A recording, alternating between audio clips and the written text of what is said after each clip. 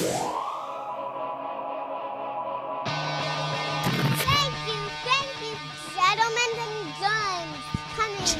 Trip Flip every Sunday nights on Travel Channel at 8 p.m. 7 Central. I'm on tour right now. Austin, May 23rd through 25th. In June, Des Moines, Philly, Buffalo. This week's guest, Ian Bagg. Go to bertcast.com. Is the Bertcast.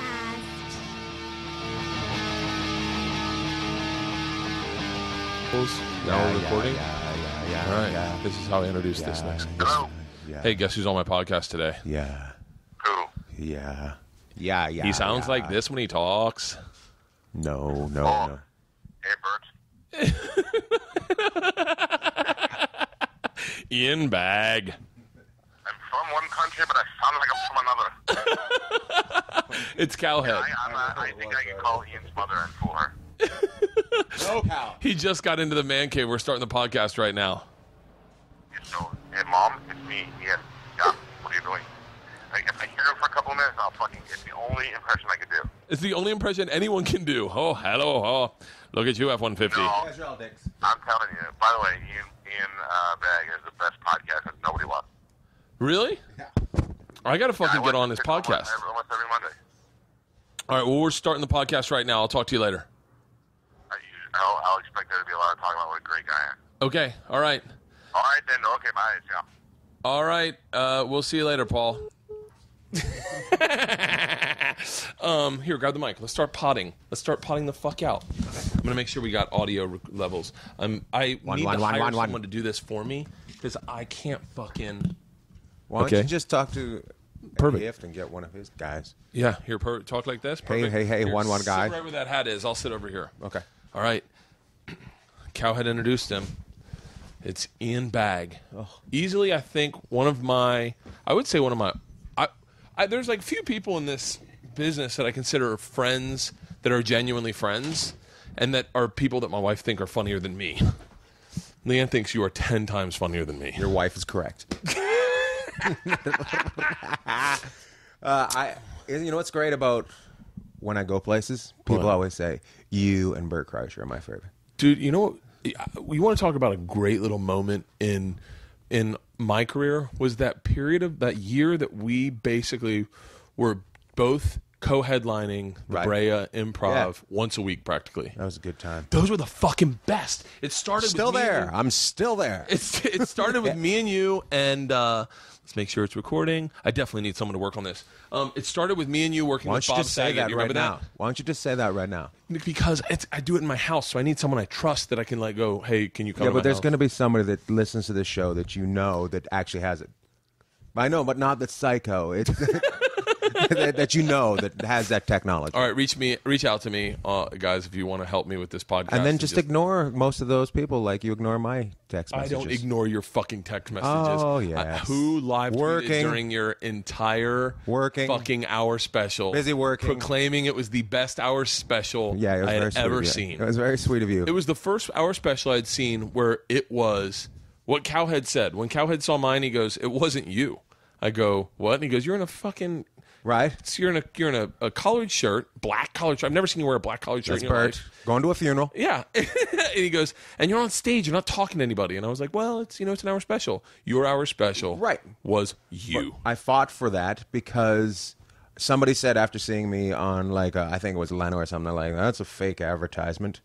Really? Yeah, and I'm like, what do you mean? They go like, that's not you. And I'm like, well, we have to do that. And they're like, no, you don't. You do your thing. Yeah. And you fight for it. You did yours, like you. Yeah. And I it was one of those, there's like few moments I can say that I get excited, and I fucking got up.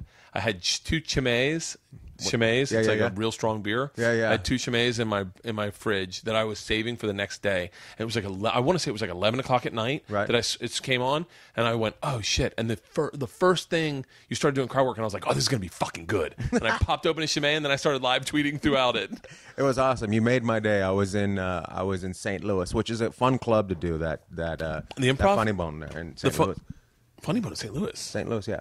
It's like out in the middle, like it's called in a German village, I call it. It's in this mall that has nothing else in it. Is it? I'm thinking, is that they still smoke there?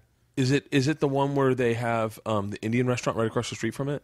No. Or is that No, Kansas? That's City? Cansas. Okay. That's Kansas. I feel like maybe I've done. I don't think you've been to St. Louis. By I don't the think I've sounds done of it. St. Yeah, Louis. you would remember because you would enjoy them. Really? Yeah, and they still smoke there, and that would stick out in your mind Really? a lot. Yeah, They smoke like it's 1970. Yeah, Really? Like a lot. Like everybody's got an ashtray with them at all times. Are you fucking Yeah, serious? indoors. It's great. Sweet. How many weeks are a year on the road are you? It seems like every week. Me too. This kind of just worked out. Something got canceled in D.C., so I just happened to be here all week. Really? Yeah, What were you and doing in D.C.? Something called 916 or something like that. It's a new club there. Oh, is it a rock and roll club? Something the like 930 that, club? Yeah, something like that. Yeah. Yeah. Yeah, supposed to, so I don't know what happened. Something got changed. Something fell out. I got paid and got to stay at home. So I was like, yes, Those are the best. those are the. Those are the best when And you then you fucking... said, come to Valley Village, and I'm like, all right. how long of a drive is this for you? 40 day and a minutes. Yeah. Oh, it was awesome. So Ian and I shared maybe the only time in my life that I actually realized I might die when that thunderstorm. Boy, when you seen somebody get hit by lightning in a parking lot, that Yeah. was way worse. Oh yes, no, but that I was inside then. When we were in that car, remember when we were driving? I was like, I kept going, Ian, can you find out if we can get struck by lightning in a car? And you're like, I'm not using my phone. Are you crazy? Not using it right now. And then, of course, Butch Bradley's with us, and anything that goes bad, Butch is involved in. So you're like, oh, we're going to get arrested. Butch is one of those people where I sincerely am shocked he's still alive. We did a tour, me, him, Steve Byrne, and Brett Ernst and Mike Young, and Everybody sounds like trouble on that one. That was a tour of, hey guys, we'll be talking to shit to everyone in your entire town and seeing if anyone swings on us. Oh my God. Steve Byrne the week before got into a fist fight in an elevator, and the elevator shook so much that it stopped. So he was stuck in the elevator that With he was the guy fist he fighting fought. with, and they fought so long they got tired and had to stop. That's great. And then the doors opened. When was the last time you talked to him? I haven't talked to him in a while. Do you know he got broken jaw? Yeah, I heard. Yeah, it finally backfired. Wait, what was the story? Apparently, it's a cab driver, and everybody's, he must have had brass knuckles on him because he dropped them. Really? Yeah. So it was Brass fucking knuckles? Yeah. Yeah, and I guess Steve just yelled out, I have a show on TBS. And so, I have a show on TV. I wonder if Steve's one of those private dudes where he probably will never talk about that. Probably not, yeah. Yeah. If you bring it up and he doesn't even know. Yeah. I think it is got something to do with because, he likes hockey like me, and he loves Sidney Crosby, and he Yeah. got his jaw broken a couple weeks before. Oh, you think he did it to totally, be like totally pansy. Totally pansy. So I'm just becoming a good interviewer on these things. All right. So I'm going to straight up ask you questions I already know the answers Really? of. Yep. Okay. Yep. So that people can hear the questions Okay. that I know are going to be fun. Okay. So tell us about the Inuit village you grew up in. It wasn't an 2 Inuit miles village. from the North Pole. It was 16 miles from the North Pole. It wasn't as much Inuit as isolated. Yeah. Yeah, I remember last week I was 2 weeks ago I was in Minneapolis. Yeah. And this guy said, hey, I went to Canada. You know what they don't tell you? Is there is nothing. You know how we have road stops and you can get gas? You don't have that in Canada. As soon as you get out of the town, there's nothing. I was in Edmonton, and I was walking to the mall every night to try to do my sets, and it was a long fucking walk, Yeah, just like it's very long. walking on a highway. On a highway. Yeah, A lot of non-sidewalks in Canada. a lot of non-sidewalks. yeah. And I saw this. I guess you guys call them natives. Yeah, we call them natives. Or Yeah, but Indians. that sounds so racist to us. What, natives? Yeah, I think he was a native. No, he was a native. native. Native sounds like they're from there. Yeah, no, but it sounds like but in like a Indians treacherous way- way. yeah, in a treacherous way. In a violent way. Watch out for the natives. No. My dad used to say when I was a kid, the natives were restless tonight. That doesn't sound like that. Lock your door up, then lock your house up. The natives are coming. The natives want their land back. Hey, native! That just sounds so. I guess if you do that to any race, Yeah. if you shout any race, hey, yeah. So Native of Beverly Hills. there was how about Jewish. native adjacent? Native adjacent. He's native adjacent Non-Jewish. of Canadian. So there was this native kid walking back, and he had just gotten the shit kicked out of him. And I said, so you want to see how quick I went? I saw him, and I went, oh shit. Because he was like bleeding, he had a scratch on his face, and he was a child. He was like 12 years old, but he was like his hand. He could tell he took a couple swings, and he was feeling his hand, and he was like still a little bit out of it, and he saw me and he was still nervous. Have you ever been beaten up and then everyone you run into, you're like, Nick! Yeah, are you next? And you got a beard, which scares him. You next. So I was walking, and then I was like, motherfucker, if I had seen that, I probably would have jumped in to help him out. And then I was like, oh, those fucking Canadian kids are big. I was like, I wonder if they're still around and they got with a taste of blood in their mouth. They'll beat me up quick. You thought he was 12, but he was actually 3. Yeah. So wait, did you grow up with a bunch of natives? Yeah, I grew up in a native village. Yeah. Are you serious? Yeah, an Indian village. Yeah. Really? Terrace had. Yeah, we had a reserve. It's called right Terror-side? Terrace. Oh, terrace? Terrace? Terrace, like terrace. terrace. Oh, Terrace, okay. not terraced. It's Terraced. terraced. So, terraced. but you're not. You're just regular Canadian. I'm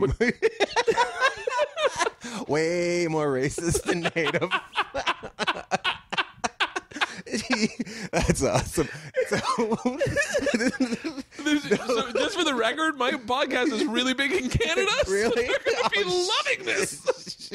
I wouldn't be shocked if we got some complaints in Canada. Oh, you're going to get some complaints from us. The regular Canadians and the native Canadians. Oh, man. I just went there for the first time to do a show in Edmonton, and I had such a fucking great time. How weird is Edmonton? It's got the most millionaires with no education. Yes. I mean, yes. They're all... Everyone's got so much fucking money. Yeah, and you just keep increasing the value of your CD. Yeah. You start at $25. By the end of the week, it's $50 a CD, and they're still paying for it. Rick, do you do that club? Yeah. Rick Bronson? Yeah. He goes, whatever you do, bring double your merchandise. And I was like, easy. I always have a little left over. I'll see if I sold out like first show Saturday. Right. And I was like, are you fucking kidding? Yeah. And they were everyone's got big fucking hands. Everyone's taller than me. The women are hot as fuck. The women are like... You think the women are hot? I think the women in Canada are so fucking hot, it's ridiculous. Because I grew up there, I think they all look like the girls I went to school with, and none of them were hot. Yeah, and not the girls I went to school with. They all have fucking... You grew up in Tampa. Yeah, but... They were wearing bikinis. Yeah, but... You didn't even see their faces. Oh, man. I did have some hotties I grew up with, but I thought the Canadian women were hot as fuck. That's because they can play hockey. Is that what it is? Yeah. And they can take a punch. Oh. And give one. Yeah. So, yeah, but all these fucking dudes just had big hands and they were hard laughers and big drinkers. If they want to have fun, they really have fun. Dude. But if they're confused, they're really confused. Really? Yeah. Have you seen Fubar yet? No. You got to see Fubar. It's all about up there. Like these guys. I don't know if they're comics or they worked at a comedy club, but they made this movie about all like going up and having money and working in the middle of nowhere. Really? It's fucking crazy. Yeah. No, I got to see it. Yeah. Yeah. So wait. But are you on that coast or are you on the other coast? I was on the West Coast. So you were above. You were above Edmonton. Probably the same height as Edmonton, but on the coast. Oh, really? Yeah. So actually, Highway 16 goes through Edmonton, and it also goes through my town. Oh, okay. So it ends just a little ways down the street from my town. So. What was like? Did when you were a kid? Was there like I don't think I've ever asked you this, but was there an understanding you were going to go to college, or was it kind of like? It was an understanding that you would try to go to college, but more it was an understanding you'd go to technical school. Yeah. Yeah. That was more, and then I was supposed to go, and then I just dropped out immediately and started stand up. Yeah, I was. How old were you when you started stand up? Like about 20, 21. God damn. And then you ready for my Wikipedia view? And then you moved to I'm gonna guess the city because I know it's one of them. Go ahead. One of them, like Montreal or Toronto, and did cocaine once and then quit. Well, part of that conversation. Went to Vancouver. Vancouver, that's it. Yeah, I went to Vancouver, hung out with these guys, and did a lot of cocaine. Okay, yeah. I tried it out a couple different times, and then one day I was like realizing, hey, these guys are way older than me, and they're still in the same situation. I got to get the fuck away from them. So, and they're still there doing cocaine. Really? Yeah. So it's great. Where I grew up, they do a lot of cocaine, which confuses me. I would guess. Why am I thinking this? I would guess there would be a lot of cocaine in Edmonton. Yes. Like, because you have so much money. You have so much fucking money. Yeah. I mean, there's a lot of money when you go into the airport and you get pulled over by customs as an American, and they're like, "What are you here for?" And I'm like, I the first time I went for a wedding, and they were like, "Yeah, right." Empty his bags out. My buddy Weecho got married to this girl Marnie. That's such a Canadian name. Was she Canadian? Yep, very Canadian. Yeah. Marnie. And her brother, not that I'm talking shit about her brother, or maybe it wasn't her brother. No, yeah, it was her brother. Her brother had like 2 Harleys, fucking 4 snowmobiles. Every guy, yeah, like a huge F-150 dually, like just had and like had a ton of money. Yeah, and lived in a weird house. Yeah. But it's weird out there. All my friends have the 2 Harleys and the 2 snowmobiles. But really, the motorbike season is 2 months long. It really is. Yeah, you only need one. But it's it is not gorgeous. When it is summer there, when it is nice, absolutely fucking gorgeous. But when it's not, it is suicide watch. I am shocked that a group that is that DNA. The people that went there stopped. Yeah. And they were not like, this boy. I was like, I got to get the hell out of here. Like, they were like, this'll do. I like my drinks cold. Yeah, my mom's like that. My mom and my dad are like that. Hey, it's nice. We had to wear a blanket today. I'm like, it's July 7th. You don't need to wear a blanket July 7th most places. I'm like, we like it like that. So you move at 20 to Vancouver? First I went to Australia. Sorry. You moved to Australia? Yeah, my mom's from Australia originally. My grandma died when I was 17, so I had graduated high school. So I went for a funeral with my parents, and I stayed. So I Where? Sydney? Sydney, yeah. God damn, I love fucking Sydney too. Sydney's amazing, dude. Yeah. I mean, I really regret not having traveled more as a young kid. And seeing these then, because I'm now seeing them as a 40-year-old man. Did you guys do Australia on your show, your travel show? Is that we what I went watched? to Sydney, and it was so fucking amazing. great. Did you even go to the North Beaches? If you go, I know you probably went to Manly and Bondi. Bondi, we definitely went to. But if you get and you go north, there's more beaches north in North Sydney that nobody's on, and it's amazing. Dude, I had such an amazing time in fucking Sydney and in Canada that I literally called my agent. Was like, I want to do a tour, and I don't care if I don't even make any money. I want to do a tour in Sydney, and I want to do a tour driving across Canada. Like, I fucking loved long tour. that's like 6 days. That's 9. That's 9 shows. That's 9 shows. Are you serious? Yeah. 9 cities, Maybe 9 I haven't shows. planned this out. I gotta fucking what's a cannonball run across Canada? You're gonna need more than a tank of gas for this. So you moved to Australia. I moved to Australia, hang out there, and I ended up going to seeing some cities. Like, I ended up in Brisbane in a little bit, and Brisbane's pretty fucking badass too. It's pretty badass too, and then even further up a little bit. And I also a couple years ago I went on to the other side, and that's pretty crazy. Perth, too. Perth, but then went north from there, where nobody was, and there's just mining communities. It's crazy. Have you ever seen Welcome to Whoop Whoop? No. It's this Australian movie, and it's very much like that. It's about they have to go out and get a guy to bring back to breed with the women because they don't have enough guys, and everybody's getting crossbred. Are you serious? Great. What a great fucking... Great little town. Oh, I'd love to show up to that town. Hey, guys, guess who's got a brand new dick? Guess who's in town for 2 weeks? Guys, there's new seed. Quick, go to the bar. Wicker man. Turn my man. phone off. So wait. What ring do you have from Oh, it's my manager. Should I take it? Sure, why not? Take it. Judith? Hey, you. Hey, you're on my podcast. Is this confidential?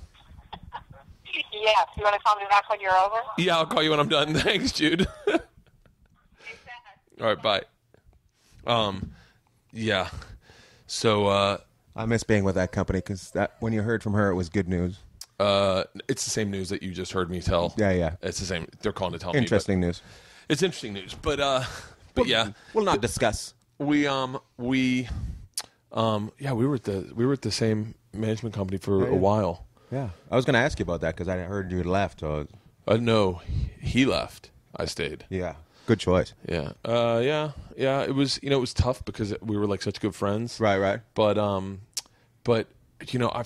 said this on the very last podcast I did. I opened the podcast by saying I fired everyone that I thought really I cared about because everyone I really felt like this business was all about building a family. Right. The very first person was Barry Katz. He was meant so much to me. Right. And then I just realized it was like an unhealthy relationship. I couldn't get him to return my calls, and it was like I just was fucking beating my head against the wall, and I was defending the bad him. girlfriend. I was defending him to anyone that like my wife, my dad, anyone. I was defending Barry, and I was like, why am I fucking defending him? I was like, I should just hear what they're saying and know that I'm arguing. I'm arguing being not happy. Any other place you would switch jobs. Well, Barry, and I'll give this as a testament to Barry, and I'll get back on subject as soon as we get done this, guys. We have this no whole subjects. Podcast goes. But Barry,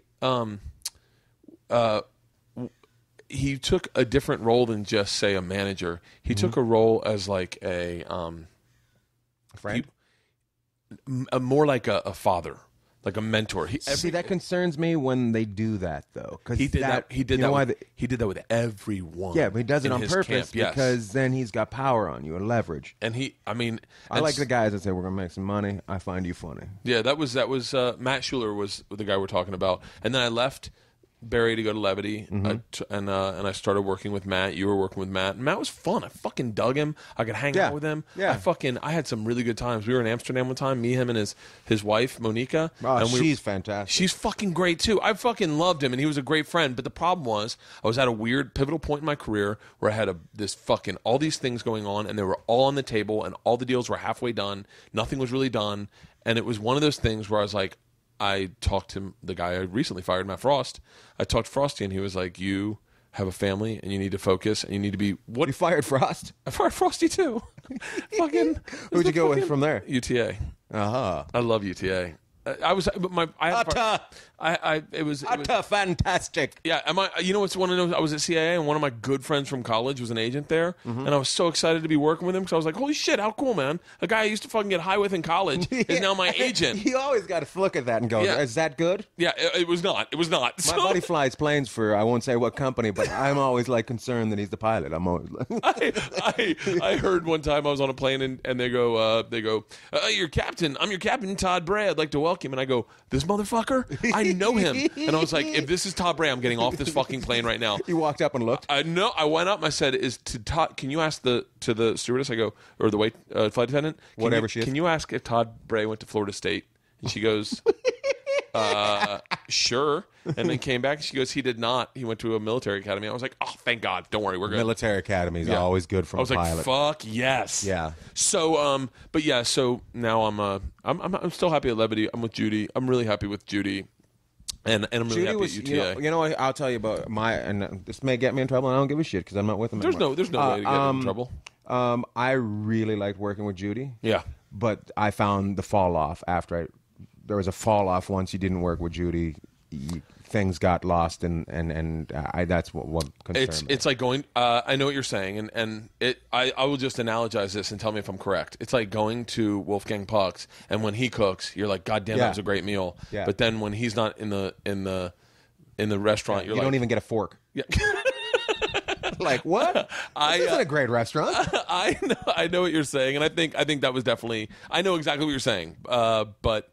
Yeah, I don't really have that experience. I work with Ray and Ray's Melissa. new, right? Yeah, and Judy, and I'm very happy. So, I'm glad you're happy. I've moved on. Who's your manager now? I went with Joe Malash, who was at Arson House, and him and Ron DeBazio. I like him because he's like about 90, and he's got his pulse on everything, and he knows what's going on. Sometimes the best managers are the guys that you go, "What's his name?" Like Jim Norton's manager. Who knows? Who fucking knows? Yeah. He's one guy who's got like a couple rock bands and Jim Norton, but the guy gives a fuck about Jim, and he gives a fuck about, and then he brings up things with you, and you're like, I had no clue like that, and then he shows you where he got the information. I like that. I love Judy, but so wait, let's go back. So I love that you got DIY on two screens. I love DIY. I'm obsessed. I'm trying to get. I want to get Matt Munster. I want to get Josh Temple on the show. I got the guys from Man Caves, Tony Saragusa, the guy, and Jason Cameron, who did this Man Cave. They did this for you? Oh yeah, this was on DIY. They're coming out to LA and they're going to be on my podcast. Goose and Jason. Does he even fit in here? Goose? He built it. Yeah. He came in. The first thing he said is, he goes, "If you fucking cry, I'm going to smack you." Is that what he said? Yep. And I was like, man, that's a good man cave. Look, suck it up, pansy. I'm about to change your life, but you're going to enjoy it, not be touched. He is so fucking funny. So let's get back to you. Okay. You moved to Vancouver. You're doing cocaine. Yeah. You come back from Australia. Come back from Australia. I end up working in a gold mine. Are you? This is where you guys saw the guy get killed in a rock tumbler. I didn't see it, but When we were driving, this is when we were driving across. I made this joke on when you used to do the Bagg show. I came down and I made this joke. You can never fucking scare a Canadian because whatever you've seen, they've seen it 10 times worse. We were driving through the lightning storm, right through all the windmills in Palm Springs. From Phoenix, right? From Phoenix, and all the windmills are getting struck by lightning. Worst lightning storm I've ever been in my entire life. And I go, and I panic, and I go, I don't want to die from this. I saw a guy get struck by lightning once, and you go, I saw a guy fall into a rock tumbler and die.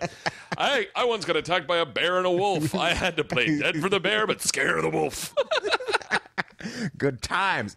Yeah. Old Kelly. Kelly died in a rock tumbler. What was sad about it? He was just 2 years out of high school. Are you fucking serious? This is a real person. Yeah, I'm blanking on his last name because Kelly. I think it started with Kelly McHugh. I think that's who it was. Are you serious? Yeah. And if I've got the wrong one, I know because, it was sad. Yeah. So it was one of those things where he had a vehicle, and it was just sat in his mom's driveway. Oh. It was just horrible because you knew, who's going to buy it in a small town? Everybody knows whose vehicle it is. Oh, so, fuck. Yeah. That is a hard resale. Yeah, that is a bad. That's where you got to resale. repaint it. Yeah, and that's when you need the goose to come in. And if you goddamn cry, I'll punch you in the face. Shut the fuck up. That's horrible. Yeah, horrible. So, anyways, I'm at the gold mine. Things are going well. Guy falls on a rock tumbler. You're like, I'm going to get out of here. I'm like, this is awesome.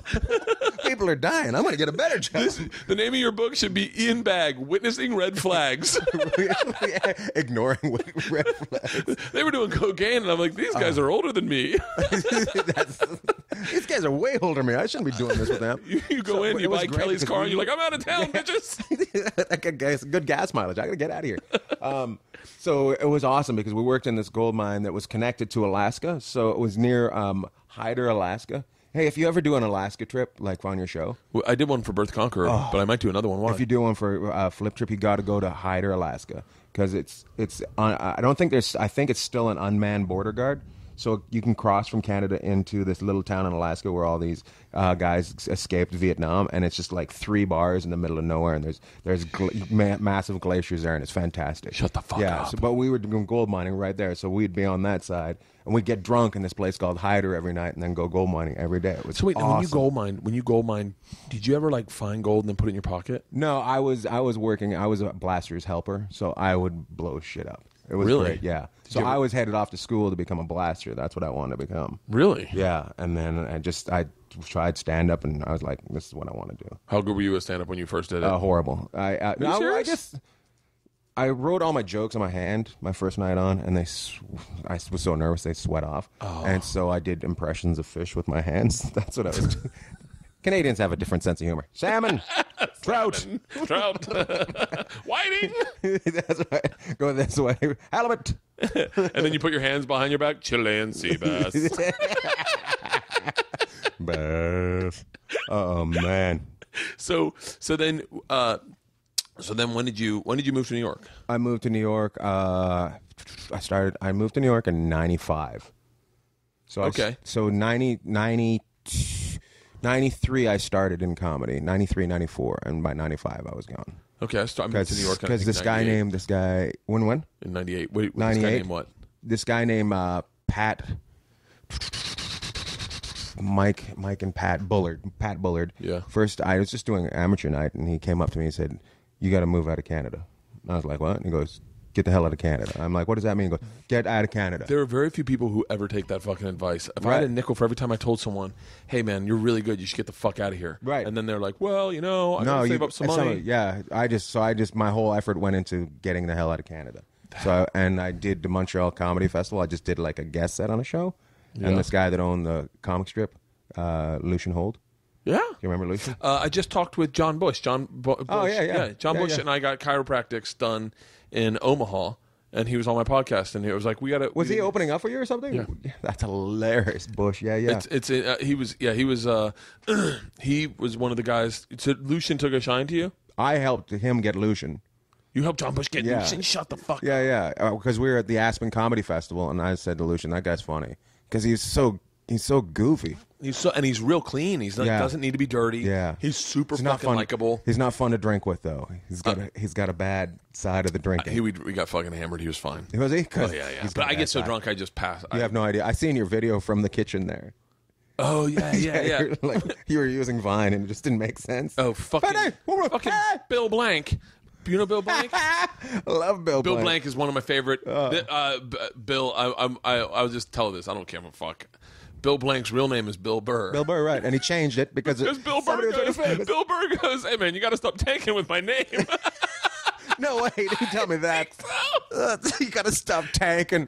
He's like, "You're going up and fucking bombing. I'm fucking doing good. I can't do this for both of us. I can't keep the ship upright for both of us." I don't know if that's exactly what happened, but that's the way I remember hearing it.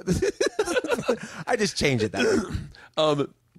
Yeah, Bill Blank was in the kitchen with me and he was trying to do Vine. He couldn't figure it out because Is that what was going on? Yeah. We just kept cutting. And he goes, we stole a bunch of Larry the Cable Guy chips. It was Larry the Cable Guy has chips, and they're fucking like in his name. Oh yeah, and they're the best chips you've ever had. What are they called? Larry the Cable Guy chips. Get them. No, I think they're called taters. No, I swear to God. I'll tell you what. When next time you do you go to Omaha? Yeah, once in a while. Yeah. Well, next time you go to Omaha, have Colleen give you the buffalo ones and the cheeseburger. Cheeseburger tastes like a fucking cheeseburger. You're like, is that pickle and mustard? They're That's amazing. Weird. They're really. So good. you had Bush and Bill. Yeah. So because they're buddies, they hang out. Yeah, that's cool. Do you get to pick your openers now all the time? No. I mean, fucking bizarre. I guess. I mean, I guess you must be at that level. No, what? I'm at the same fucking level you are. Oh yeah, but no, you're not. Yes, I am. No, you're not. Yeah. I definitely. I mean, I'm sure I could get Levity to arrange it, right? But it's such a fucking pain in the ass. And I don't have one dude that I use all the time. Like if that worked, but I don't work enough and I cancel a lot of fucking dates. Are you a canceler? Big time. I love it though. That's awesome. I cancel because they used to cancel on you all the time. I know. So now it's fucking reverse. Hey, what's that? What's like being behind? Lead dog. Rick in Virginia Beach will not take my phone calls. He literally, because he thinks you're canceling. He won't even take them when I don't have a date plan because he's like, I know you're canceling something.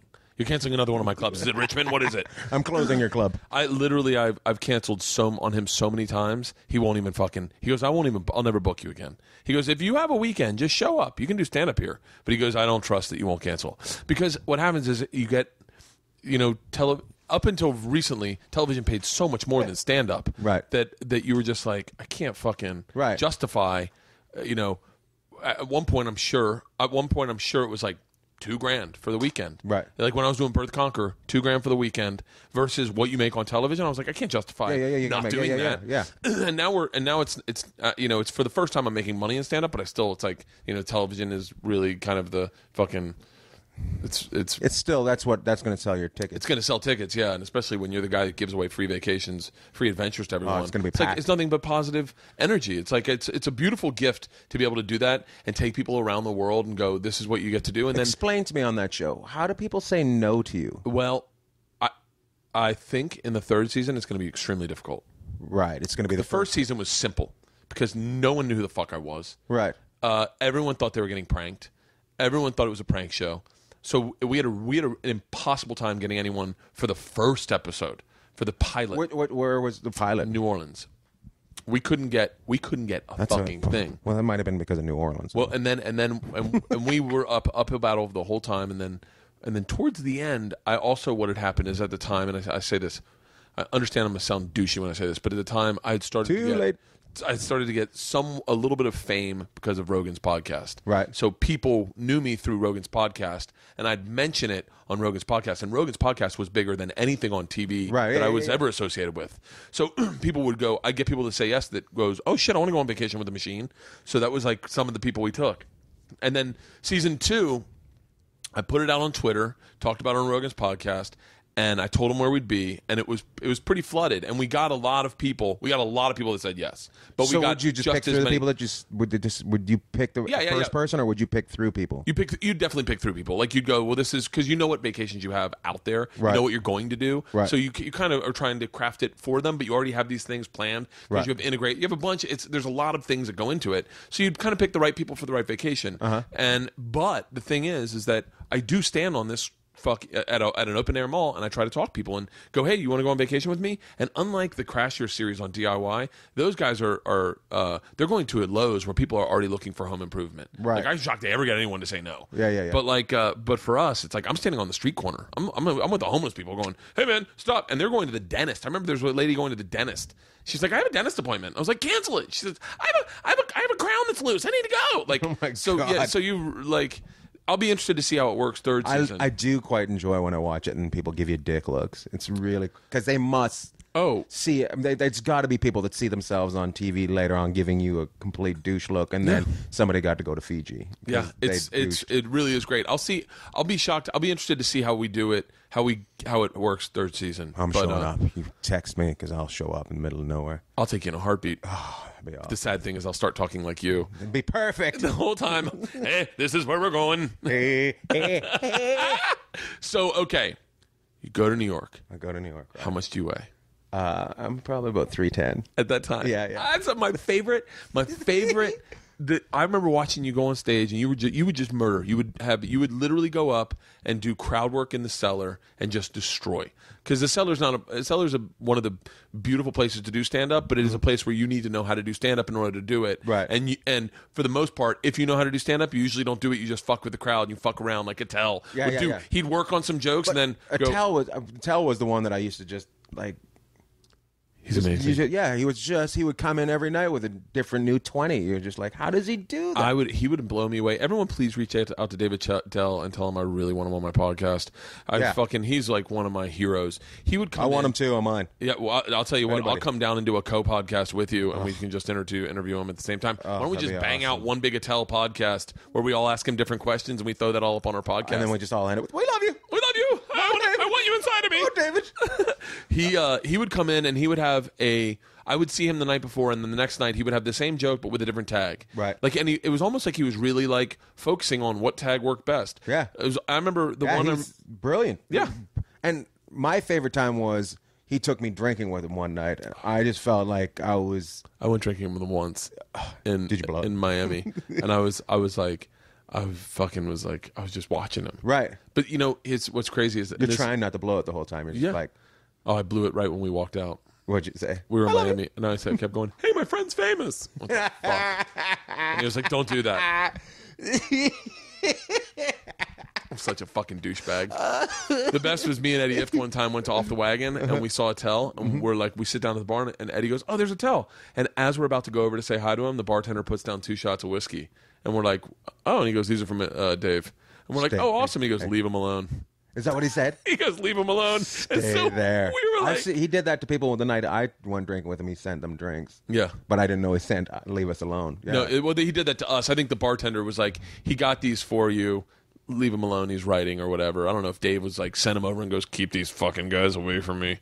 But yeah, so that was the best. Is it was that you more than you? You decided. Wait, when did you gain weight in your life? In my life, I've always been an up and down kid. Really? Yeah, always. Like when I was 12, I went to a hockey camp and I was like really high up in the hockey, and then I broke my leg, gained a bunch of weight. Then a couple years later, I'll lose it all, and then something happened, gained a bunch of weight. Really? It was up and down. And then all of a sudden, when I was working at that gold mine, they just feed you. That's all they do. Yeah. And I just gained a bunch of weight. So yeah. And then you moved to New York. You were 310. 310, yeah. And then shorts, shirt, long hair. Yeah. Yeah, look like a logger. So, and then you moved out to L.A. And you lost all the fucking weight. Yeah, I got rid of a bunch of it. I remember down to about 210 for a long time. I remember going into the Improv and bumping into you. I didn't even think I knew you at the time, but I'd seen you do stand-up, bumping into you and not knowing who you were. And I said to someone, I want to say it was Gary Goldman, I was like, who's that guy? And he goes, Ian Bagg. And I went, no. I remember you were wearing slacks that were pleated. Yeah, that was fucking wrong. Yeah. Yeah, I had a girl that dressed me at the time. Are you serious? Yeah. And I was like, I remember being, I just so uncomfortable. I just want jeans and a T-shirt. But you've kept the weight off your whole fucking... I'm up and down. Like, I'm up and down. Like, I'm up right now, so now I have to, I'm, like, back. Well, I think every man's up and down. I'm always up and down, too. I was 245 at my biggest. At your biggest? At my biggest ever. Has always been 245. I'm 250 right now. No way. Yeah. But you're also, what, 6'4"? 6,000 feet. No, I'm 6'3". You're a big dude. So now I'm in the process. I got to get rid of some. I just got to get rid because I'm at that age where you just want to get rid of some. You're just like, I did the clean program, a cleanse, and I dropped 40 fucking pounds. from just juice and shitting. Juice in the morning, lean, snack in the afternoon, lean protein and green in the afternoon for lunch. Snack after that, and then a juice at night, and then 12 hours between juices, no alcohol, no caffeine, and you don't really have to work out much. They tell you not to because they just say don't worry about it. Keep your light activity. So I get on the treadmill and watch TV and just walk. I'd walk like 6 miles. It's crazy. So but I fucking dropped 45 pounds. Right. I dropped in How long? 20 days. 20 days. 20 days. Is that healthy? Isn't that AIDS? No, you know what it was? It was a lot of it was fucking water weight and just me not drinking 1,200 calories at the end of a night. Right. You know, for me, that's my big thing is I fucking drink like a fish and then go, I wonder why I'm so fucking fat. Yeah. Just making sure we're recording. That'd be Do you awesome. is that add to the podcast of me always going over? And I love it. So I love it. I'm like, this kid's out of control. this is real. DYI does his place, but he's got nobody to do his goddamn recording. So then you moved to LA and you first did the Atkins program. Yeah, right? that's what I did. I like Atkins. I was like, I got to figure this out. And then you just realize after a while, you're like, oh, it's calories. You kind of figure it out. I guess I can't just Where did we eat go everything. one time? And I forget where we were going together. And we stopped at a Jamba Juice, and you got an apple, and I got like a fucking sandwich, a pretzel sandwich, and I get an apple. I go, what the fuck are you doing with an apple? And you're like, calories. It's calories. It's calories. You just got, I don't know. It's fucking interesting. I didn't know yet. Is that a lemon or an orange tree? Orange tree. That's crazy. Yeah, it's crazy because I'm parked in front of the wrong house, by the way.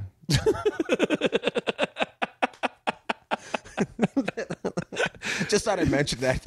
I just happened to stop because I was like, I finally got it, and I was checking all my messages because it was blowing up as I was driving. Yeah. And I was look in the mirror and I see you hiking down. I'm like, oh, must be this is where he lives because there's that exact same tree house in their front yard. oh yeah. So I'm like, oh, kids, yeah, Kids, okay, yeah. And then you just come on, we're going. The thing that sucks about an orange tree this big, this is a pretty massive orange tree. It's about, I think, like 40 feet high? No, it's pretty big. It's probably 30, 35. And so, but the problem is it yields about, maybe fucking 500 oranges.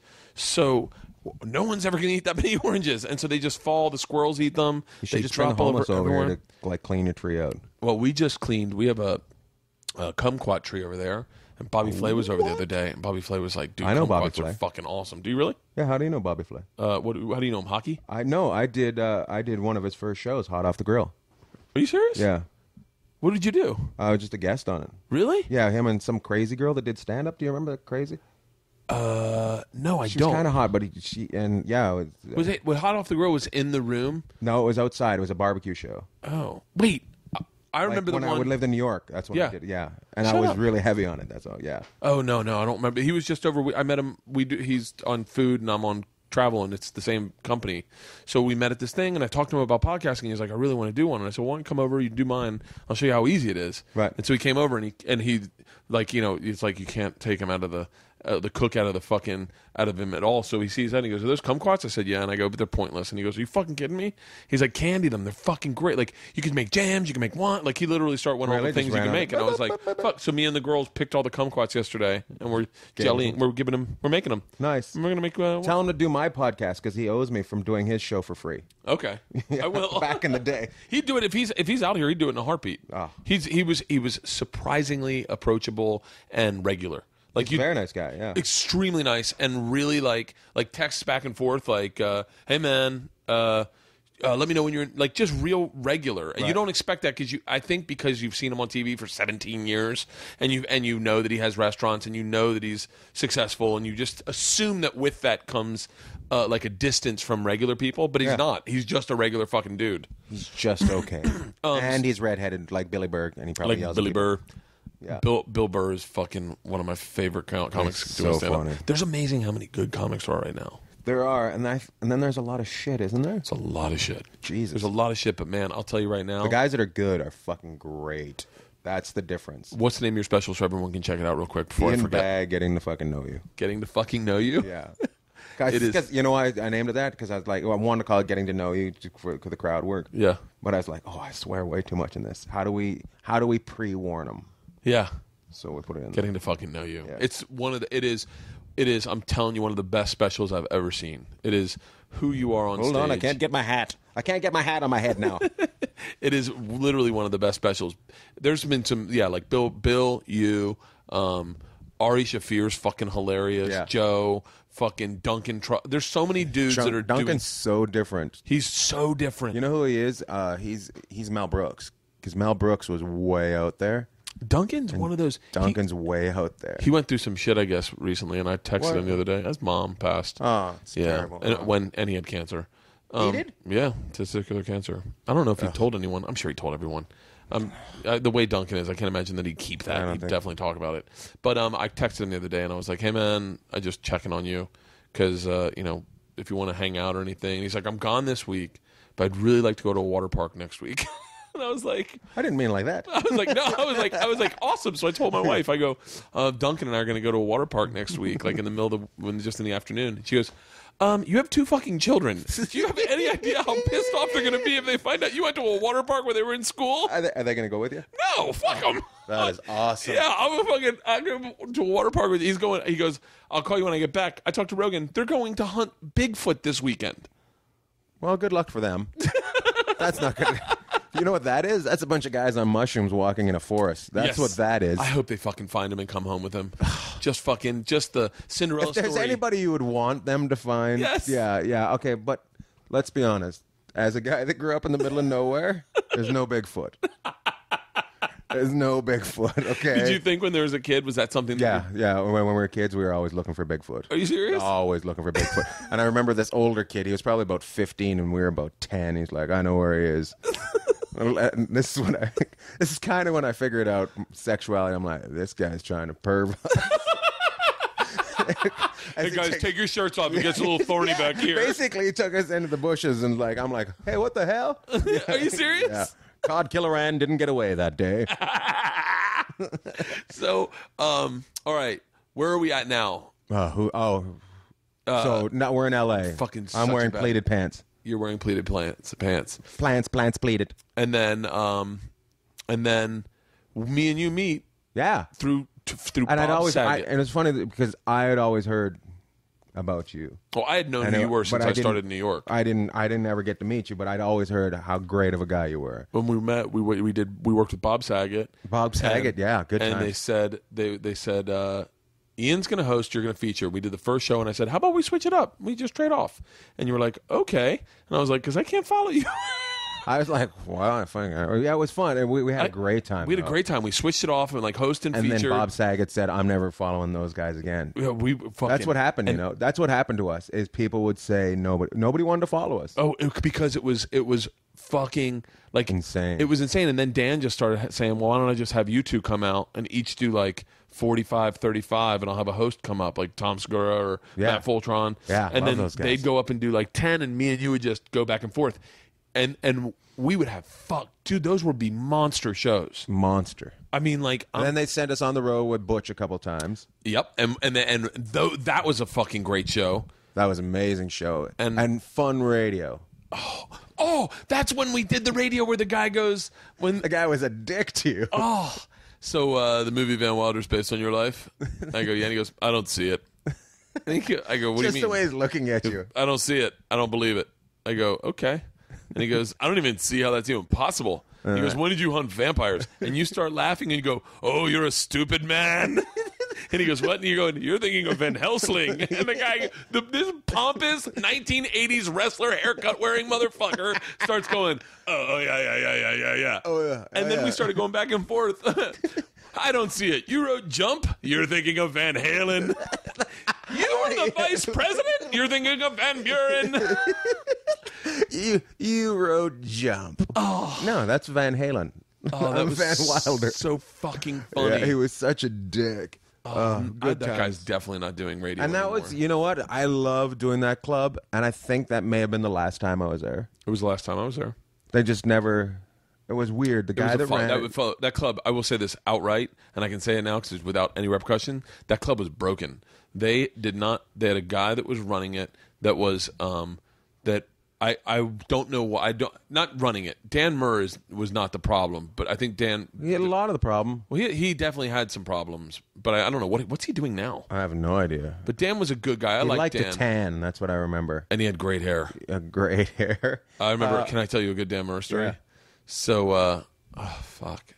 Dan, I just want you to know I love you, but I'm a comic, and that this is the way life works. Things happen. We got to talk about it. So Dan, the first time I ever worked there was with I was featuring, and Gary Valentine and Mike Burton had told me, you got to go party with Dan.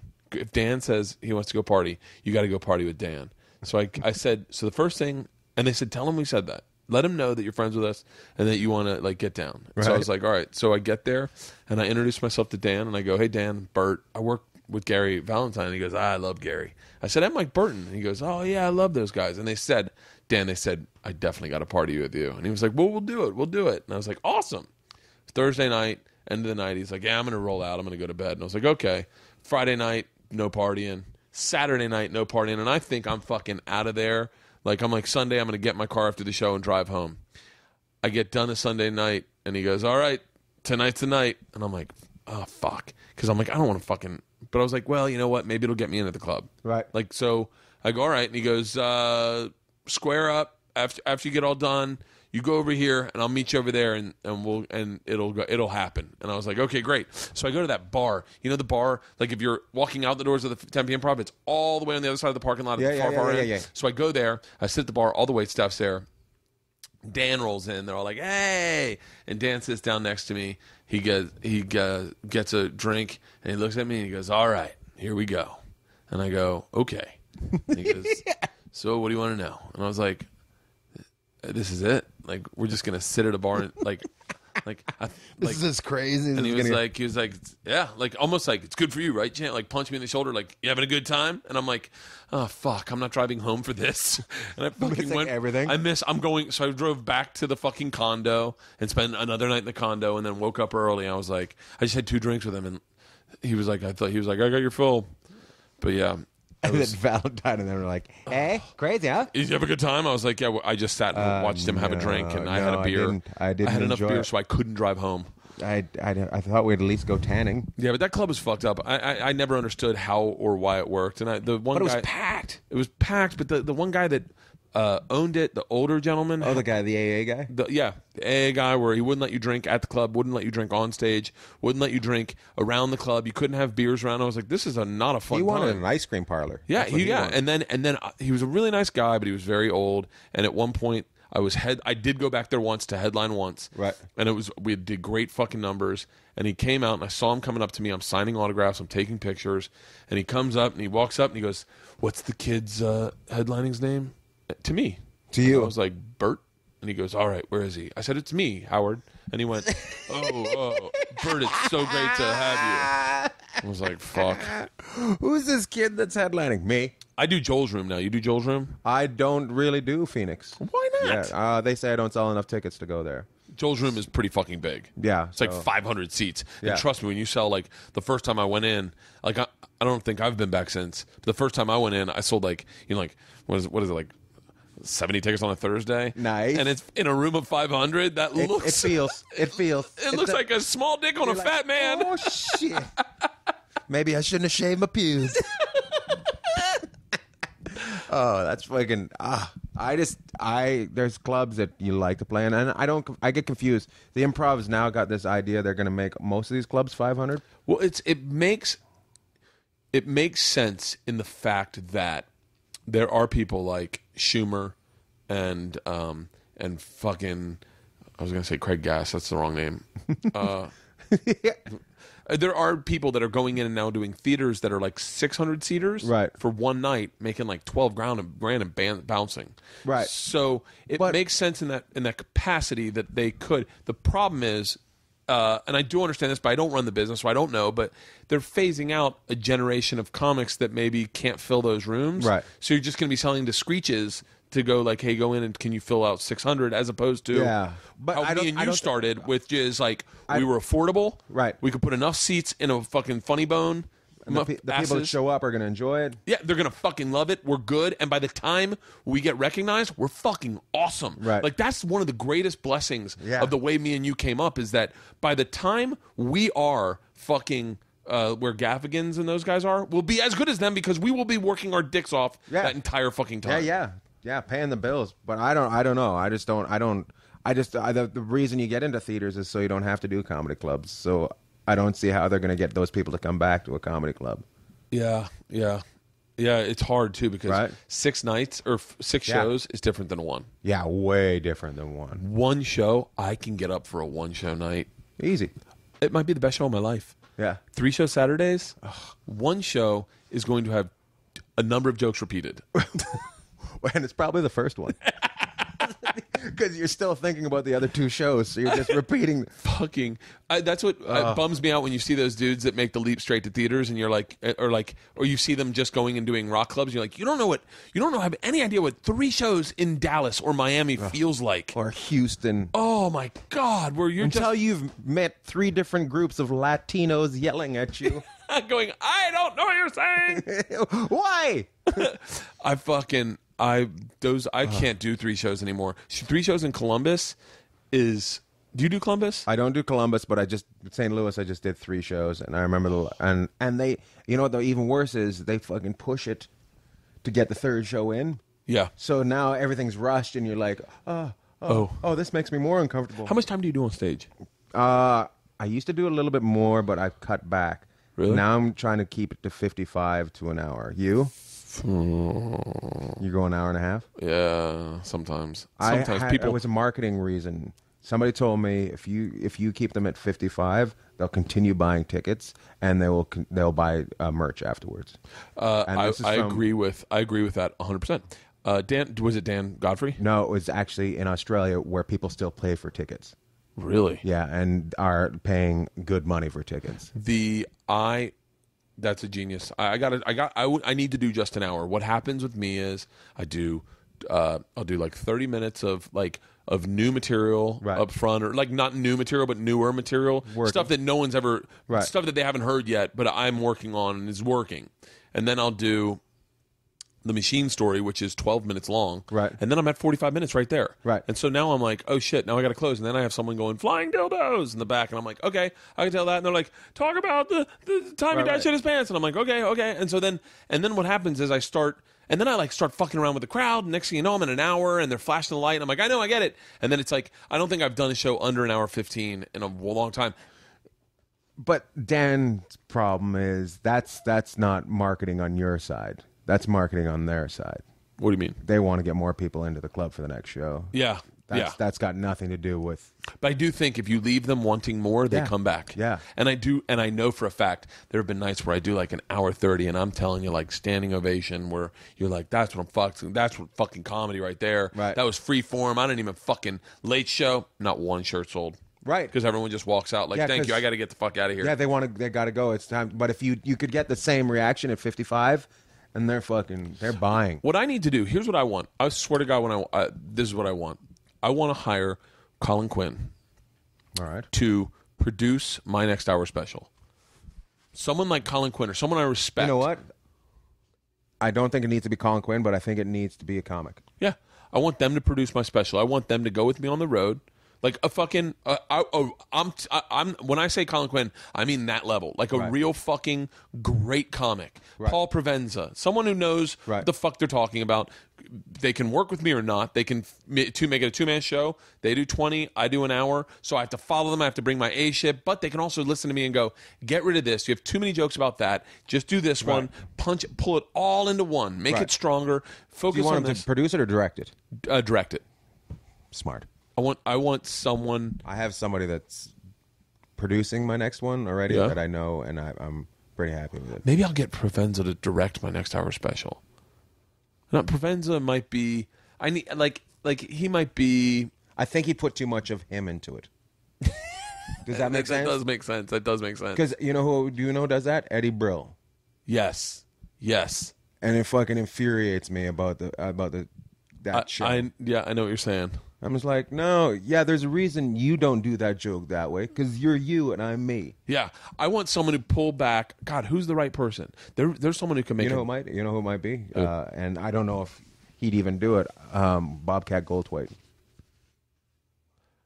Fuck. I told Leanne this. I go, I'm willing to like make sure that it's financially, like, because I believe that I will recoup the money on the road. Yeah, I'm willing to make it financially beneficial for the director so that I can then... You produce it and you hire him to direct it. Right. Because then you will recoup all the money. I need him to help me with my... I need him to fucking reel me in and focus me on my hour. Because right now I have about 2 hours of new material that I'm scattering all over the place, but there's a lot of things that are very similar. Right. Like there's like I have like 15 minutes about Isla, like my youngest. Right. But it's might be a lot of the same joke. But somebody might see it from the outside and say it's not. Yeah, I know. I need another set of eyes on my on what I'm doing on stage. You should write a list of people that you want. Yeah, I got to do another hour special. I wonder if you could get what's his face that does all the movies now. Well, it'd be fucking you know who I'm talking about. Louis C.K. No. Ricky Gervais. No. Eddie Murphy. No. He's Kevin Hart. Oh yes, that's who you want. No. You need to wear a silver. Who did 40-year-old virgin? Judd Apatow. Judd Apatow. Oh fuck. Because he hasn't. I did. Did you do Funny People? I did the half-hour sets for Funny People. Did you do that? No. Where he had you come in and they filmed a half-hour set. Whether they're going to use it in the movie, they didn't know. They didn't know if they had enough time. But I think there was 5 of us on the day. Are you fucking kidding? Judd Apatow would be fucking awesome. Yeah, good. We're still recording. Oh my God. Otherwise, Judd we'd Apatow, never remember. Why don't I just put this up front? I don't know why I have it behind me. I think you should do it. Because Judd Apatow would be said great. That's how it should be done. How did you go about getting ready for your last hour special? I did it 5 times, and then with the material that I knew that I wanted in it, and then I did an hour and 20 because I wanted stand up, and I wanted crowd work in there. Yeah. But I'd been so beaten by people that said you couldn't do crowd work. I did 45 minutes for material, and then we did the crowd work kind of in there as well. So I overdid it. I overdid it. If I did it again, I would do 55. Yeah. And I know my crowd work works. I know it works. So your crowd work's always been amazing. You're easily one of the quickest dudes I've ever seen work. It's autism. You make Leanne laugh harder than any fucking comic she's ever seen. Yes. I felt so bad one day when I seen her in a pet store, and I didn't recognize. Oh. I didn't recognize it because it was someplace that I shouldn't be. Like I shouldn't You were with be your running chick, into. right? Yeah. Yeah. I just started dating my chick, and your daughter was dressed in. She was dressed as a princess or a fairy or something like that. It sounds and like I remember saying, "So you're going to soccer?" Did she laugh? And she said, "How you been, Ian?" And I'm like, "What the hell? What's going on?" She goes, "It's me, Leanne, Bert's wife." And I'm like, "What?" Because it just didn't make. I was in a pet store that wasn't in my neighborhood, and I was just didn't all make sense. So. No, I don't think she noticed or cared. Probably not. But it drove me insane for about a year. We got invited to a birthday party of yours, and we never were able. I was, of course, doing what we do. You can never. Oh, I've never gone to anyone's anything. You miss everything. Yeah, I know. You missed my wedding. It was awesome. I've missed absolutely everything I've ever wanted to do because I missed my old roommate's wedding. Right. I was in South Africa doing the South African thing. Wasn't that great? It was fucking. You went with Buns, right? I went twice. You went twice? Yeah, I went with Buns, and I went on my own the first time 2 years ago or something like that. What do you mean on your own? I went and did that thing, but I went to just Cape Town, and the last time I went to Johannesburg and Durban. I love Cape Town. Cape Town's amazing. I had a fucking felt great safe time the whole time I was in Cape Town. Yeah. In Johannesburg and Durban, I was like, it could go down at any moment. Are you serious? Yeah, I was just like, it could go down at any moment. They told us that. They were like, it just, places are sketchy, and then one of the guys was like, he had cowboy boots. I had cowboy boots on, and he goes, nice, where'd you get those? And I said, they're not that nice. And I go, well, how about yours? Yours are nice. And he goes, mine are imported from Texas. And I went, really? I go, then I think you'll think mine are really nice. And so he was like, you want to go into a shanty town? And I was like, fuck you. we partied pretty fucking hard there. But you know what was the best is we were doing bar gigs. We do the bar gigs at night. No way. So we do the theater. It's like 800 seat theater every single night, and then like once, twice, 3 times a week they'd be like, hey, what was his name? Steve? No, it was what's his name? God damn it! You know who I'm talking about too. Yeah, we know who we're talking about. He was like, I think you're gonna be. You could do these bar gigs. They're a little rougher. And I was like, okay, it's just a fucking open mic. It was like doing an open mic, except it like a lot of the. Except for you didn't understand the language that was being yelled at you. Yeah, and you just needed to be able to flow, and it was like just doing a fucking a Thursday night at Brea when we were younger, and it was just like you needed to be able to work the room. You needed to be able to switch speeds at any moment, have quick jokes, and then a long joke, and then a quick joke, and then crowd work, and at the time there was, I don't think the people on my that were with me, there weren't very many people that could do it. It was me and this guy Steve Hughes that could definitely do it. Steve Hughes from Australia? Yeah. Me and Steve Hughes definitely could do it. Because Steve was just fucking quick and he didn't give a fuck, and he owned the stage the second he got up with that fucking long hair. He's got long hair, right? Long hair, big, really tall funny. motherfucker. Yeah, really fun. funny. And a little bit crazy. Yeah. Kind of believes in conspiracy theories. Hard fucking core. Yeah, and that's the reason why he isn't famous, is because he'll do an hour special. Yeah. And they'll start off, and by the end of it's all conspiracy theories, looking all paranoid. But so wait, would you go back to Cape Town? Yeah, in a second. Really? I'd go back to Johannesburg, and I'd actually probably go to everywhere in Africa other than Somalia. Really? Yeah. Ivory Coast? Yeah. I'd go to the Ivory Coast. Yeah. That's what I was thinking about. I was thinking about like those blood diamond mines in the Ivory Coast. Conflict diamonds. Yeah. I think about that so fucking much. I did. We're just sitting here having a great time, and there's some fucking dude standing with a guy with a machete standing behind him, digging a hole now, right fucking now. Yeah. I think about that constantly. There's more than that. I've been to Bangladesh, and the whole building fell on people. I know, like I remember looking at all those like buildings, thinking, how do they stay up? Yeah. When I was over there, I remember looking at all these buildings and thinking that, and they have these protests every day where somebody gets shot, and I was right there. I don't understand. I wonder if they would understand what we do for a living. The Bangladesh people, yeah, they loved it. They really? loved the stand up, yeah. Seriously? And you know what? You know what I liked about Africa? I felt like it was the first time I ever felt like I was prior, because it was such a new art, and the freedom to say things was so new.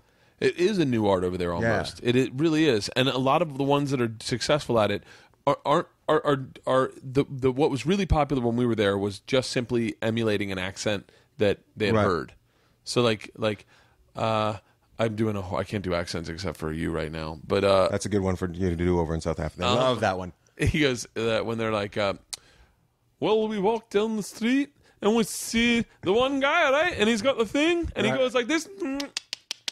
And everyone loses their fucking mind, right? And you're like, and in the back, you're like, I don't get it. You're like, I guess it's just local. It's like being a open micer in Tampa, and you're like, how about those Rays, huh? Yeah. Like, who goes to that building, right? But now I think it's turning a corner because they're dealing. It's a huge, like when I was there, if you did anything political, they loved it. Really? When I was in Bangladesh, my favorite joke that I did the whole time was there was these people there from Save the Children. Wait, who are the audience members in Bangladesh? It was mostly Bangladesh and then some white people. Like, seriously? They asked me, like, say, hey, can you keep away from the sexual stuff and go? Shut up. Yeah, and I was like, yeah, because it's all Muslim. So and when you get there, you're like, I can't believe I'm doing a Muslim country. Like, this is going to be crazy. I don't even know where the fuck Bangladesh is. It's near India. I'd imagine. Yeah. So wait, so you go to Bangladesh. Yeah. Do they fly you into? Where do you fly out of? Do you fly to Hong Kong, and then you fly to Dhaka. Is what the town's called. You go in there, and you're like, this is gonna be fun. And then when you get inside the airport, you're like, oh fuck. I'm in Argo right now. You're looking at the airport. Yeah. You're like, it looks exactly like Argo. What the hell is going on here? What have I done? And then you're like, oh, and then there's like those guys with the Muslim beards stamping your passport, kind of looking at you, and you're like, okay, this is. And I've been to Dubai and Qatar and stuff, and I didn't feel like this Like when I was over there, because it was poor, you know what I mean? And I'm assuming, I'm sure this is racist somehow, but like I assume you're the biggest dude around. Yeah. Do they have a lot of big dudes? There's not so many big dudes there. You stand out. Like people are very interested in you. It's one of those places where a guy meets me at the plane and then guides me through everything while everybody stands in lines. Really? It was like one of those, hey, I feel richer than everybody else because, you pass through everybody. And on the way back in, I passed through a bunch of extra, through security and passport control. I passed everything. Fuck. Yeah, it was crazy. And then you're there, and then you're like, you've never seen... It's Slumdog Millionaire. Everybody, all these kids begging and like no arms and stuff like that. You're like, oh my God. And then all of a sudden you see this like dirty little teenager begging for change. And you're like, that may be one of the most beautiful girls I've ever seen in my life. And she's just covered in dirt and begging for change. It's just bizarre, And then you're on stage and somebody says, we're here from Save the Children. That's what they said. And they're from the organization Save the Children. And I just, in your head, I said it. I said, when are you going to start? Like they're right there. I seen like 50 of them coming to the gig tonight. You shouldn't be here. You should be out there. So shut up. Yeah, it was crazy. So how much are you editing yourself while you're doing? Because you are literally, what they call farm to table. Yeah. Eating. You are fucking brain to crowd. I am. There is no edit on you whatsoever. Yeah, I don't. Well, that's one thing that I've always thought. That stand up was. I'm like, you don't censor. I censored myself the other night. How'd you do it? I fucking stopped myself, and I'm so glad I did. What can you tell us? I can't. I'll tell you off mic. Off mic? I had a fucking, I'll tell you, but I'm glad I did because the next morning I woke up and I was nervous, like fuck, because it would have been those. Now it's like, nowadays it seems like everyone's writing a goddamn blog about someone who's dealing with a heckler. So I was like, I was dealing with a heckler and I fucking almost took it to the next level, but then God forbid that gets blogged about, and then I lose my job, and then I fucking have to. Isn't that when you start editing yourself when you have other concerns? Yeah, you definitely do. Yeah. Like I definitely have been more conscious about. But I also think that a part of me has grown a great deal working with Travel Channel because I've learned a lot about myself and what I was doing before to try to be the edgiest guy in the world versus who the fuck am I. So I learned a lot. By doing a show where you can't curse and you're trapped to be funny by just being funny, right? Like I've learned a great deal, and I think I've carried on stage. And I don't think I've changed my stage act, but I remember I used to take chances only in hopes that someone would write about it so that I could get famous, and then be the guy that said the most outrageous thing, and then that's why you came to my show because you never know what he's gonna fucking say. Right? And I was like, I probably took some chances where I broke too many. Kind of like Eddie If's buddy from Australia. There was what's his name? The Australian guy that was on Cowhead and got all fired up. Oh, Jim Jeffries. Yeah. Yes. Yeah. Because that's not how he got famous, was by being punched. He was. I think he was just like a regular comic, and then he got punched, and then it went viral. Yeah. Over here. And because it went viral, everyone was like, who is this guy? He must be amazing. So amazing. And people are getting out of the room to punch him. Yeah. You're sitting there like, I've been punched before. I didn't get famous. Somebody filmed it. Yeah. Yours happened in a bathroom. What the hell? But yeah, so I think I've grown a great. So wait, so when you're literally on stage with a bunch of Muslims in the room, yeah, you're just like, why is the Taliban here? You just kind of like, I remember cutting, and it just like, and then I don't know, you can feel them. You're like, you want sometimes, and you know this, sometimes when you're one with a crowd and they're one with you, and there's no heckler, like. You can feel their pulse, and you can feel if you're going too far. Yeah. You can feel if you're not going far enough. You can just feel it. It's weird. Yeah, it is. How many hours do you think you've done stand up? Like how many working hours? I tried to figure this out for myself the other day. What a weird question. They say at 10,000 hours you're an expert. I wonder if I've done 10. We've got to have done 10,000, right? I've been doing stand up 40 weeks a year at least. 40 weeks a year. For 8 years. I know that when Georgia was born, I dedicated myself to the road. Georgia's 8. I've been doing it. I've been doing it 14 years, and so that whole time counts also. But I know for a fact, 18 probably. But I don't feel like I really started doing stand up until I was in New York. Yeah, I don't think I don't feel like I really started doing stand up. Honestly, I don't feel like I really started doing stand up until I started doing the road. Because like I was doing stand up, but I was just a guy who was doing like getting on stage and doing 10 minutes, right, and then getting a deal, and then I was a comedian, but I wasn't like a comedian, right? Like I couldn't fill a theater, I couldn't sell a theater, I couldn't perform for a theater. I still can't do that. But no, but I mean, no, but I meant like God forbid, so I blew up, right, and became Kevin James. I couldn't perform for them. Yeah. I could do 10 minutes. I could do. It wasn't until I started doing the road where I was like, oh fuck.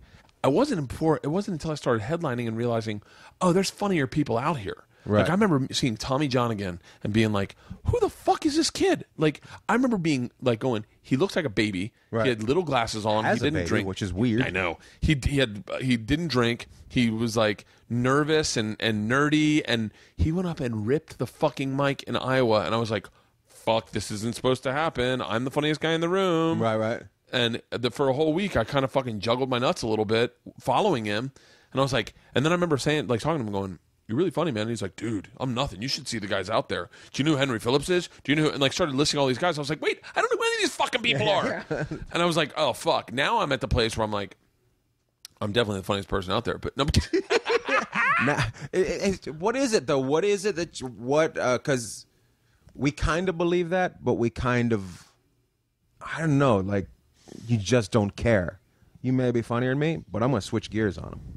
Yeah. Like, otherwise you couldn't do it every night. Yeah, I worked with the Jameson Comedy Tour, and I had to follow Billy Gardell every single night. That was the first time I followed him, I was terrified.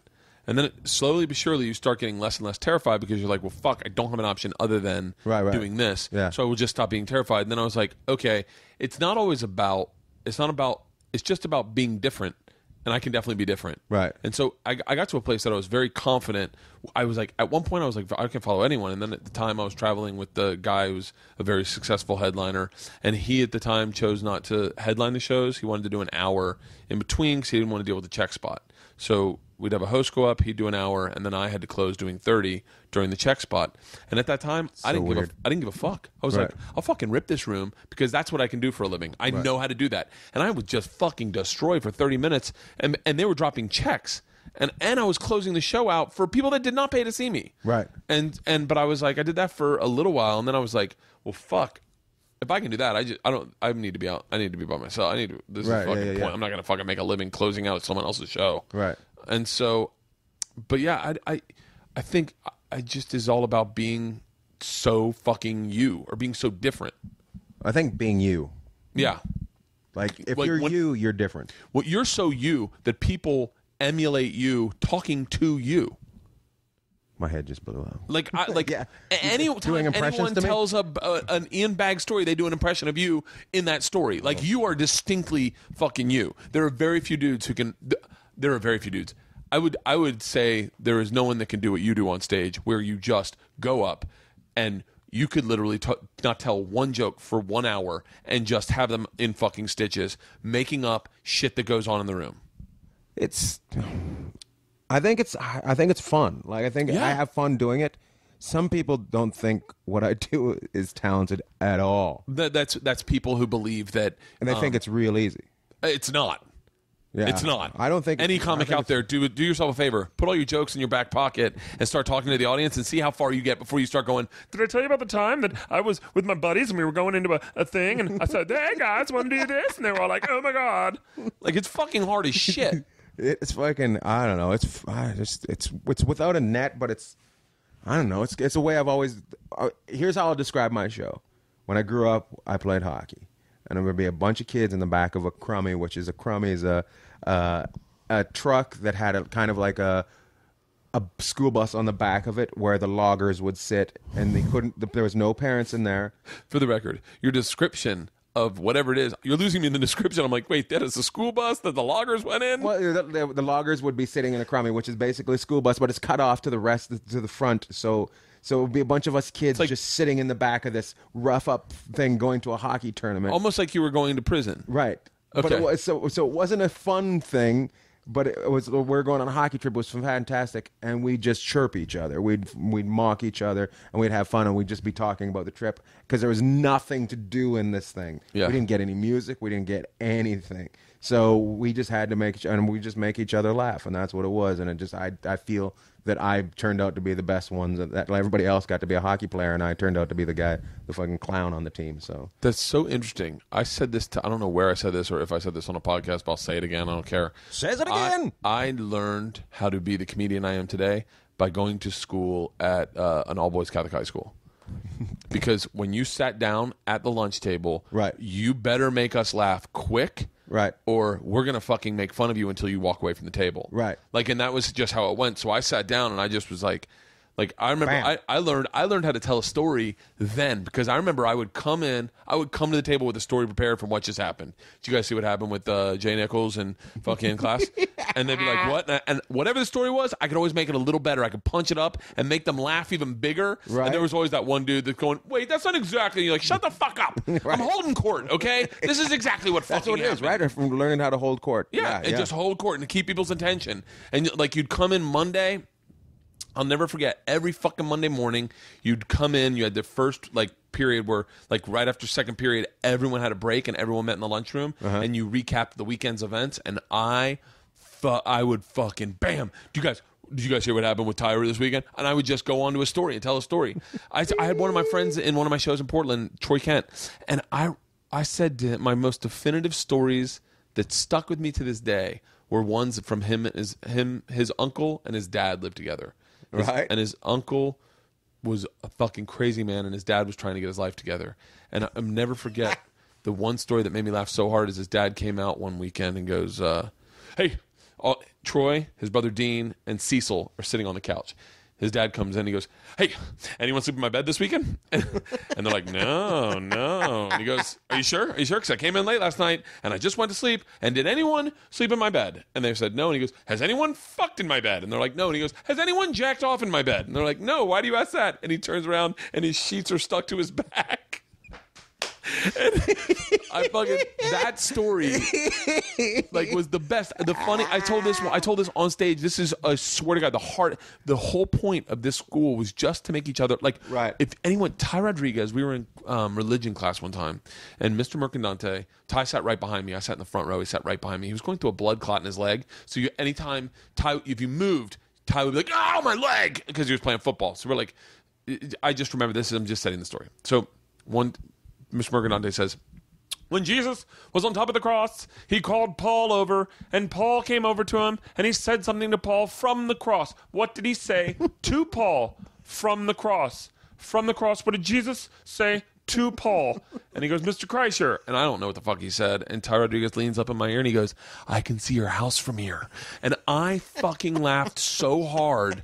I remember I was in 10th grade, and and he was, what's so funny? What did Jesus say that was so funny? And Ty's going, say it. Oh, but that was that's how it forms your personality. Yeah, totally.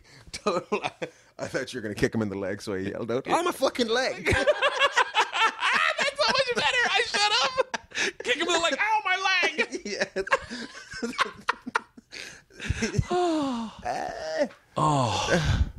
It's totally, and that's why I think girls have a different sense of humor because they don't have to go through that where you gotta be able to capture everybody's head. Yeah.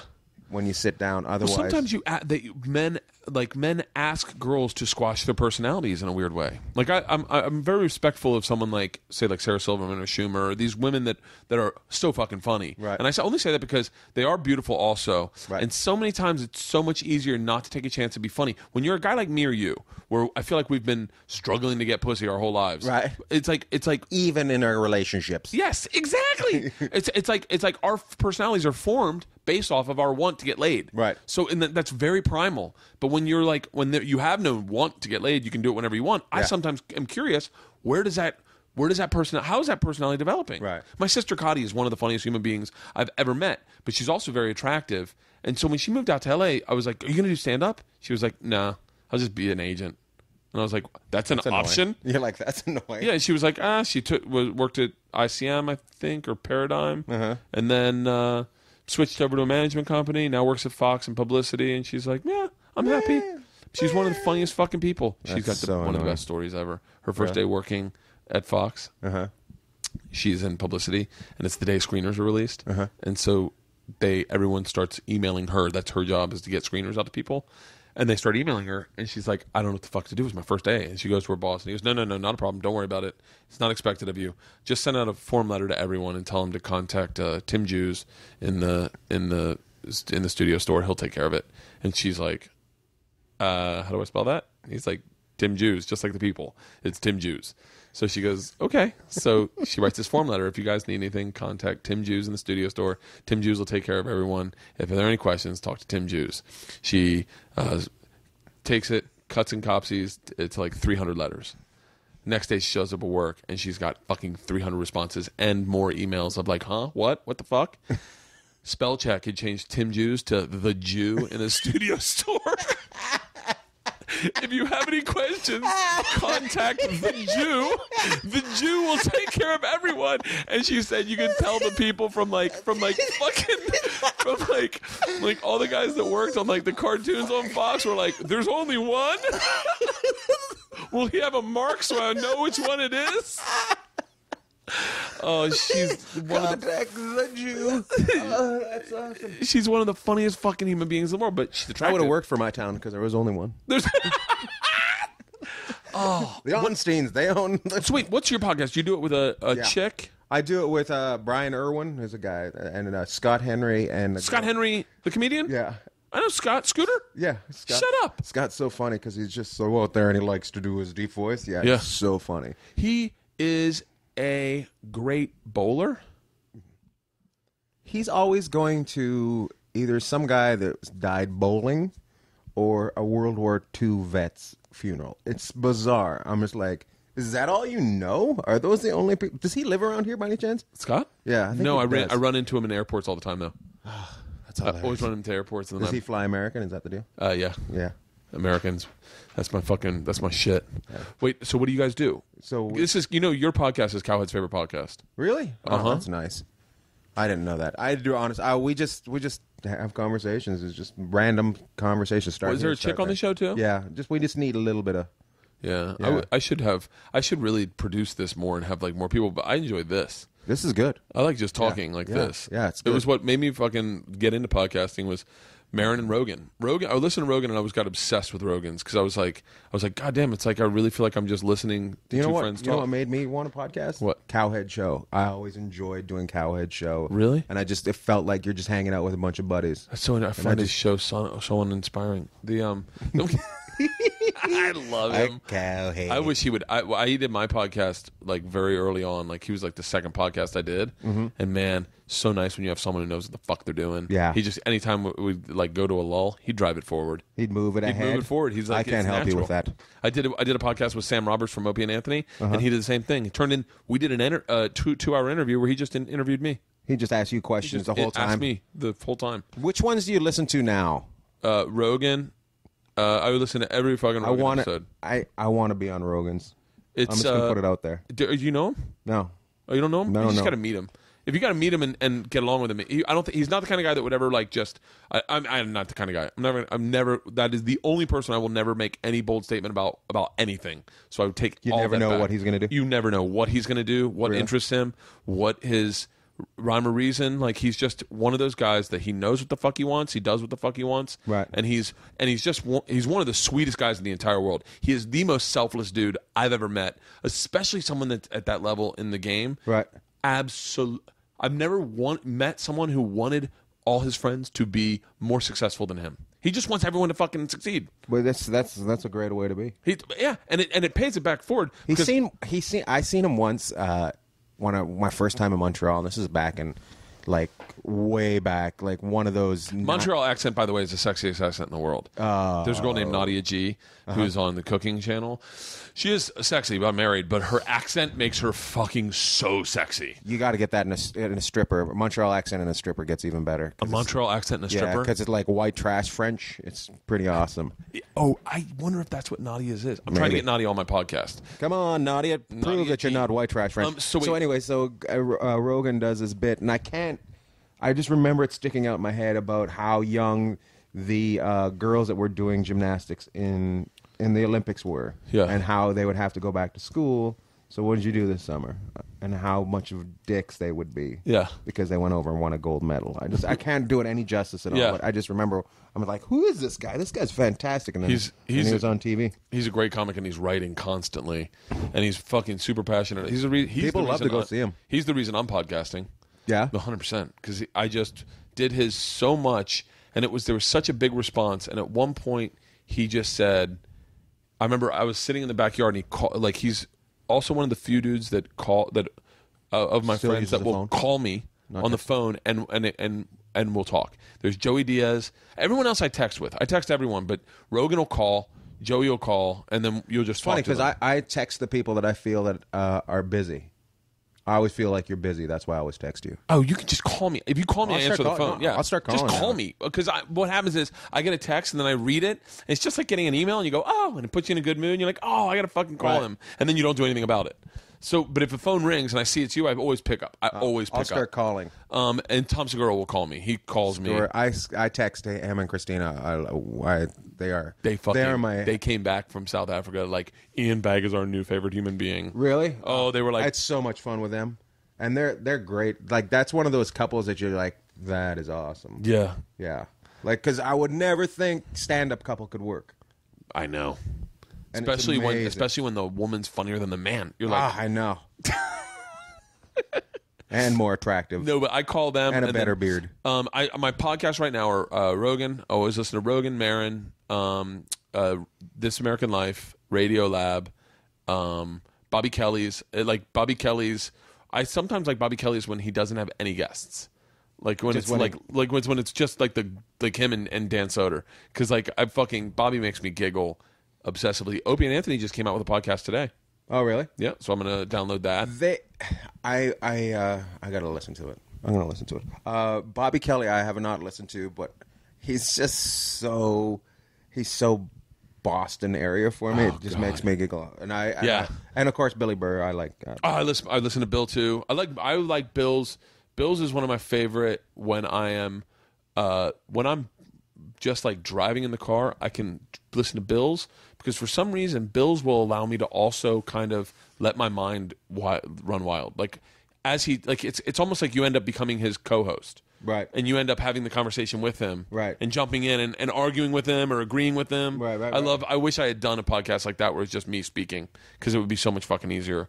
I enjoy Corollas. I've listened to Corollas a little bit. I like it. Yeah, I like it. I like it enough to. It's how I run into Allison Rosen. I love Allison Rosen's podcast. Have you done that? I have not. No. I'm texting her right now. Okay. Allison Rosen is the funnest podcast. Really? Yeah, because it's her. She's almost like a therapist. She is brutally fucking honest about everything. I mean, she is fucking real. She is, and on Corolla, she's funny as shit. She's really fucking quick. I'm texting Allison right now. You know which one I like? I like Tom Bernard's out of Minneapolis, too. What's his? Oh, wait, I know Tom Bernard. Yeah. I know Tom Bernard. I did his podcast. You did his podcast? Yeah. I know you usually do his radio show. I don't know how, but do his podcast after with his son? Yeah. That's what I like. And his wife. Fuck, I can't believe I forgot. And his nephew. That's why I like it because it's all family there. And then their neighbor from across the street. It just... And you just talk. Was it? Did I do Tom Bernard's? Yeah, I'm sure you. Is it in the building that Acme's in? Yeah. Yep. I did Tom Which Bernard's. I don't do anymore. I do Bricks. Club fuck yeah. It's way better because he knows what the fuck he's doing. Not that the other dude doesn't. You know what I didn't like? I didn't like the way the staff treated you at the other place. They treated you fucking. They made you feel like you should be lucky to be working there. And I was like, that's not the deal. I remember being like angry with me and Steve Byrne. We're like, hey, we fucking do this for a living. Like, we're not brand new to this. Yeah. Don't treat us like we're fucking open micers. And we're fucking selling the club, and you don't have to pay the. And you're not paying. I have headshots today. Oh, you got to get going. No. I think it's happening here. Oh, I got to take a fucking shower. My buddy Lorenzo's coming over to do headshots. Gonna be Allison, I'm texting her right now. Allison Rosen. I would like you to do mine. Allison, you definitely need to have Ian Bagg on your podcast. I will get you his number. You guys will have a fucking blast. Bert. I want to see what it actually says. Allison, you definitely... You deathly Bagg. I need to write definitely. This is why. This is the beauty of a podcast. It's semi-broken. You definitely need to have some bags on your podcast. There you go. Perfect. God damn it. Yeah. Some bags. All right. Yeah, she take a shower. I have headshots in fucking 10 minutes. All right. What time is it? Perfect. We did it like what? Oh, we did. How long is this fucking podcast? I don't know. You're the one in charge. I hope I've been recording. I'm going to put this up. I think I might put this up either beginning of next week or this week. Let me know so I can post it. Okay. What any dates you have coming up? Yeah, I have. If it's going up next week I'm in Dallas at the worst. Next weekend? Yeah. Are you in Dallas? I'm in Austin. Are you? I'm in. Yeah. I'm going to be at Arlington. Oh, shut the fuck You go up. to that club? No, what's that? Coyotes or something? No, it's an improv, but it's just imprint.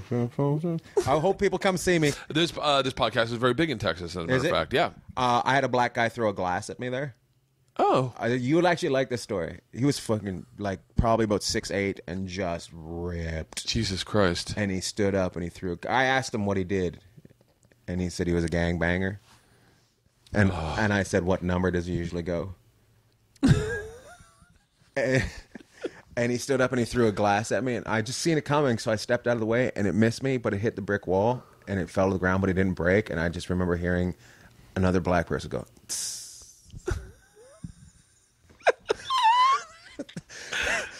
and he got up and he ran out of the room because the glass didn't break. Oh, shut the fuck up. He was embarrassed. What number do you go? He was embarrassed like you wouldn't believe. Gangbanger? What number do you normally go?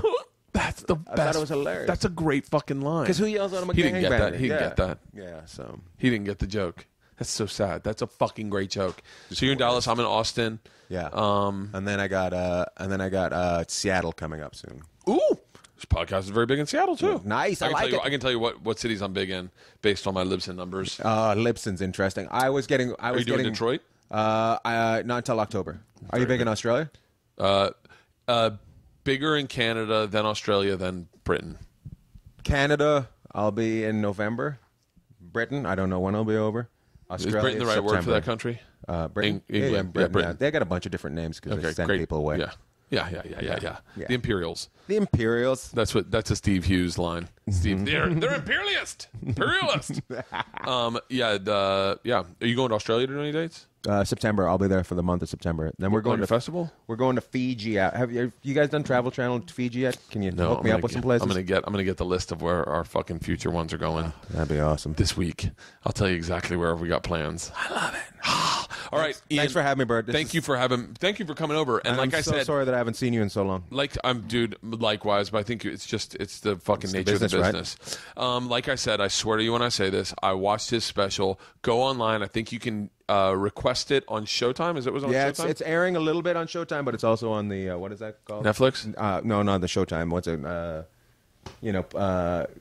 Pay-per-view, but it's not pay-per-view. You don't pay for it. Oh, yeah, it's in demand. In demand. Yeah, so go and get it on in demand. I promise you will love it. And if you go see him do stand-up, it will be, if not identical, 10 million times better because it'll be live and you'll be knowing that you've never heard any of these fucking jokes before. And tell me that the machine sent you because I love it. People do it all the time. The machine sent us. Shut up. Oh, yeah, definitely say the machine. So happy. Tell them the machine sent you. Hey, let's do this again. You know what the best part is? When they say, the machine sent us and it's a really empty room. I'm like, thank God.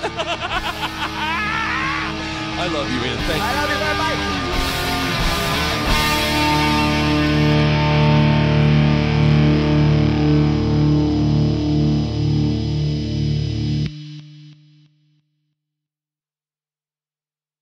This episode was brought to you by The Machine.